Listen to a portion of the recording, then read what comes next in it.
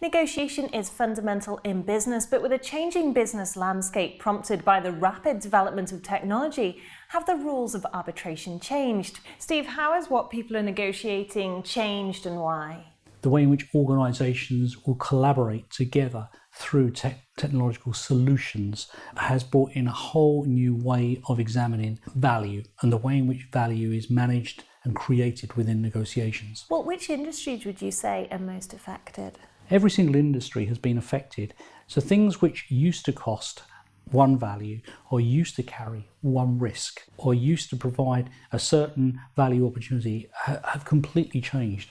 So nothing can be taken for granted, and everything can be optimized through technology, and it really has shaken up the way in which negotiations take place. The other area in particular it's changed is the way in which companies now communicate with each other.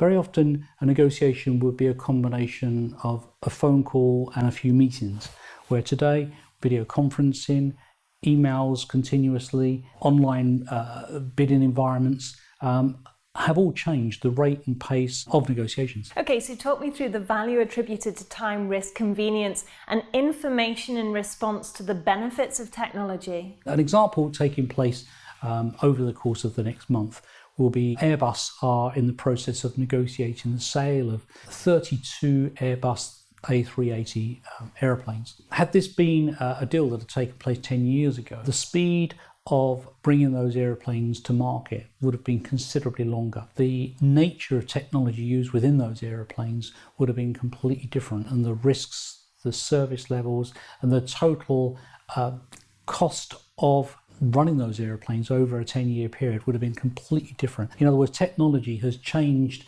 both the rate at which those aeroplanes will be brought to market, but the cost of running them also.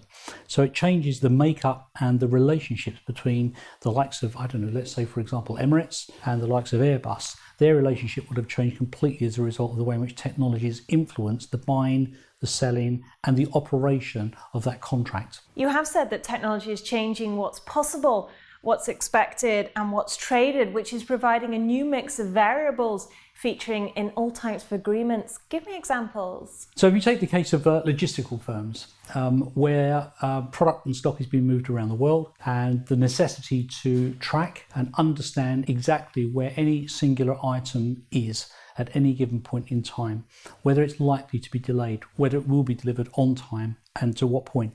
Logistics is a classic example of how a combination of technology and physical product combined managed to lower the risks associated, things like delays, where it currently sits, security, and the various variables around insurance. So in the logistics environment, technology in itself has served to provide far more transparency, far more understanding of how stock is being managed, and of course lower the insurance risks associated with moving it. And bearing all this in mind, how should people update their negotiating skills? Work on their own self-awareness, work on the way in which they approach negotiations, that is to say, the way in which they plan, prepare, and seek to understand the interests and the priorities of those that they're negotiating with. Understand the different stakeholders that are likely to be involved in that negotiation, and set out to work out the most appropriate range of variables, most appropriate agenda that's going to serve the initial conversations.